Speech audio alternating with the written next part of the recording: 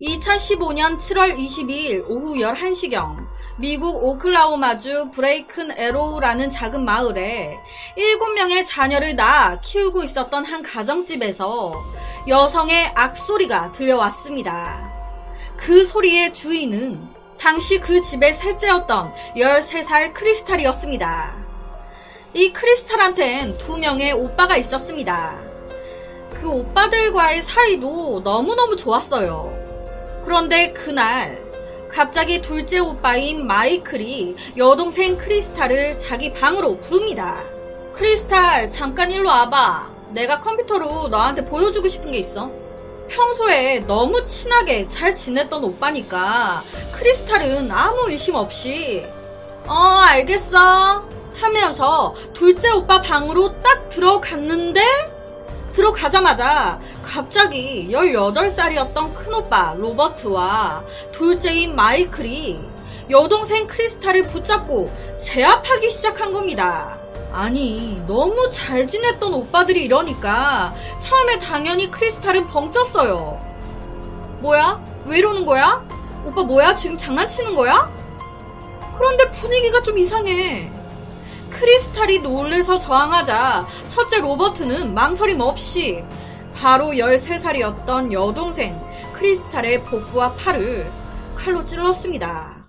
첫째 로버트는 함께 자란 여동생을 해치는데 전혀 망설임이 없었어요. 크리스탈은 당시 저항하면서 소리 질렀습니다. 집 안에 엄마하며 다 있었는데 이 소리 들은 엄마가 놀래서 바로 소리가 들린 둘째 마이클의 방으로 뛰어 올라왔습니다. 이때까지만 해도 엄마는요, 그냥 남매들끼리 싸우나 보다 라고 생각을 했습니다. 그렇게 생각하고 둘째 아들 마이클의 방문을 딱 열었는데 웬걸 첫째랑 둘째가 옷에 피가 다 튀어가지고 칼을 들고 있고 가운데 셋째 딸 크리스탈이 쓰러져 있네. 지금 이게 무슨 상황이야? 엄마가 올라온 걸 보자마자 바로 이 형제의 공격은 엄마를 향했습니다. 이 두 형제는요, 둘째는 자기 엄마를 붙잡고 첫째는 붙잡힌 엄마를 무려 48번이나 찔렀습니다. 이 엄마의 몸이요, 상처 입지 않은 곳이 없었어요. 머리, 목, 몸통, 팔, 그리고 손까지 난도질을 한 거예요. 자기 엄마를. 엄마는 자신을 찌른 아들들을 속수무책으로 바라볼 수밖에 없었습니다. 실제로 당시 출동했던 한 경찰관이 이 엄마의 상처에 대해서 이렇게 얘기했습니다.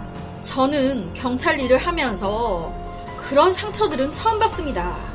라고. 이 엄마는요, 40회나 넘게 두 아들들에게 칼을 찔리면서도 모성애, 본능적으로 남아있는 아이들을 지켜야 한다고, 보호해야 한다고 생각을 했습니다. 이대로 내가 그냥 쓰러져 버리면 남아있는 애들까지 이 두 아들들이 다 죽일 거라고. 그래서 피를 진짜 철철 흘리면서도 그 고통에서도 다른 가족들에게 경고하기 위해 이 엄마는 복도를 기어갔습니다. 엄마에게 가한 폭력에 만족한 이 형제는 바로 옆방으로 향했습니다. 옆방에는 아버지인 데이비드 베버가 있었습니다. 이 두 아들은 자기 아버지의 등을 21번이나 찔렀고 끝내 죽였습니다. 이때 이 첫째 아들 로버트는요, 이상하게도 아버지를 죽일 때 유독 큰 칼을 사용했습니다. 동생이나 엄마를 찌를 때는 안 그랬는데 유독 아버지를 찌를 때만. 왜 그랬던 걸까요? 그 뒤에도 첫째 로버트와 둘째 마이클은 무자비하게 온 집을 돌아다니면서 가족들을 죽이고 다녔습니다. 6살이었던 크리스토퍼와 4살이 된 빅토리아의 목, 가슴 등을 무려 18번이나 찔러 죽였어요. 아니, 엄마 찌르고 크리스탈 찌르고 아빠 찌르고 두 동생을 더 찌르고 집 전체가 피범벅이 된 거예요. 악소리가 집을 에워쌌습니다. 당시 그 집에는 7남매가 있었어요. 그런데 7명 중에 2명이 지금 살인마니까 이 5명 중에 3명이 찔렸죠. 남아있는 건 2명의 아이들. 그 중에 한 명이었던 12살 다니엘이 집 안에서 비명소리가 계속 들리니까 겁에 질린 거예요. 바로 자기 방으로 들어가 방문을 잠갔습니다. 그리고 오후 11시 반쯤 911에 전화를 걸어 형이 가족을 공격하고 있다고 신고를 했어요. 이 형제들은 멈추지 않고 다니엘까지 죽이기로 합니다. 다니엘이 방문을 잠갔잖아요. 처음에 이 형제가 동생아 문 열어봐. 괜찮아 문 열어. 열겠습니까? 다니엘이 문을 안 여네. 그러니까 이 형제 잔머리를 씁니다. 첫째 로버트가 둘째 마이클한테 공격을 당한 척 연기를 한 거예요. 다니엘 문 좀 열어줘. 지금 둘째 마이클이 날 칼로 찌르려고 하고 있어. 얼른 문 좀 열어줘. 얼른 도와줘.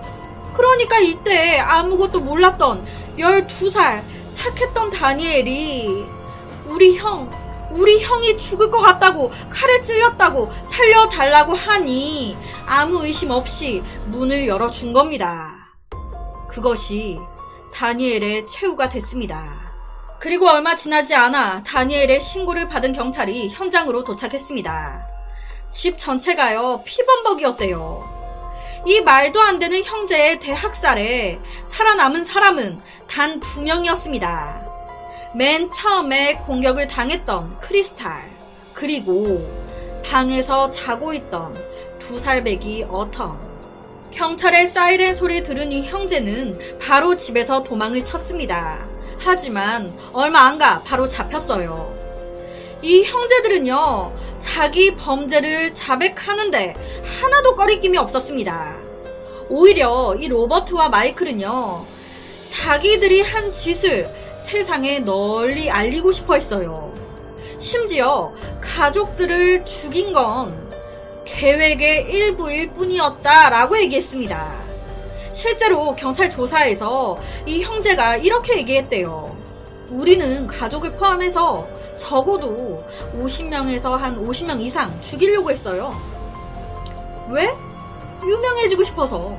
우리는요, 위키피디아에 이름을 올리고 싶었어요. 그래서 언론의 취재도 요청해 놓은 상태예요.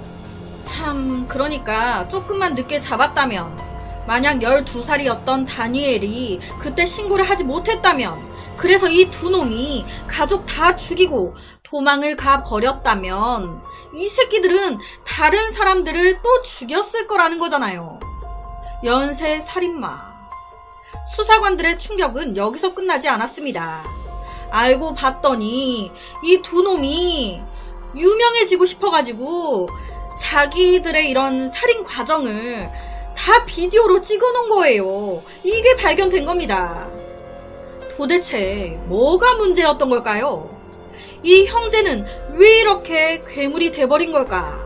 평소에 이 가족은요, 되게 고립된 삶을 살고 있었다고 해요. 특히 아버지가 가족을 엄격하게 통제하면서 아이들을 엄청 훈육했다고. 실제로 이 아버지는요, 아이들을 학교에 보내지도 않았습니다.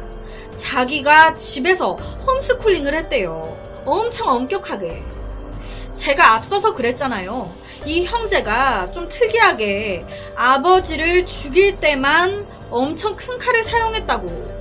평소에 목 밑까지 옥죄던 통제로부터 벗어난 탓일까요? 이 2 형제에게는 전혀 가족을 죽인 죄책감이나 슬픔이 보이지 않았다고 하는데요. 약간 오히려 더 홀가분해하는 듯 했다고 해요. 실제로 당시 형제를 담당했던 형사분이 이렇게 얘기를 하셨습니다. 제가 보기엔 얼굴에 미소를 머금고 있는 것 같았어요. 가족들을 거의 다 몰살한 시점에서 후회 따윈 보이지 않았습니다. 그리고 칼, 도끼 등 실제로 살인에 사용된 여러 종류의 무기도 준비했다고 본인들 입으로 얘기했습니다. 이 사건이 벌어지고 이 가족의 이웃들도 엄청 충격을 받았다고 해요. 왜냐면 이 이웃들이 평소에 이 형제 로버트와 마이클이 어릴 때부터 이렇게 자라온 모든 걸 봐온 상태였는데 너무 순하고 너무 착했거든. 이런 잔혹한 짓을 할 애들이 전혀 아니었거든. 실제로 한 이웃분은 이렇게도 얘기했습니다. 첫째 로버트는 매우 상냥하고 엄청 착한 아이였어요. 그 아이는 가족을 사랑했습니다. 한 번은 가족들의 크리스마스 선물을 사기 위해서 저 먼 윌마트까지 걸어갔다 올 정도로 가족들을 생각하고 사랑했던 애예요. 그런 애가 이런 짓을 했다는 게 믿기지 않습니다. 라고. 하지만 현실은 형제가 가족들을 죽인 게 맞으니까. 로버트와 마이클은 2018년 4월 종신형을 선고받았고 현재 청소년 범죄자들을 위한 별도의 감옥에서 복역 중이라고 하는데요. 정말 좀 마음이 아픈 게 이 피해자들이 거의 어린 동생들이었어요. 13살, 12살, 7살, 2살 어텀과 13살이었던 크리스탈. 이렇게는 살아남았지만 엄마 아빠를 잃고 가족을 잃었잖아요. 정신적인 충격은 또 어떡해요. 일부 사람들은 너무 지나치게 이 아버지가 자식들을 사회로부터 격리시키고 자기 손아귀 안에서 자기 규칙 안에서만 두려고 했던 게 너무 지나치게 통제하려고 했던 게 이런 화를 불러온 게 아닐까라고도 말을 하더라고요. 그러니까 품 안에만 끼고 있는 게 답은 아니라는 말도 있잖아요. 그래서 오늘은 2015년도에 벌어진 한 끔찍한 일가족 살인사건을 가지고 왔습니다.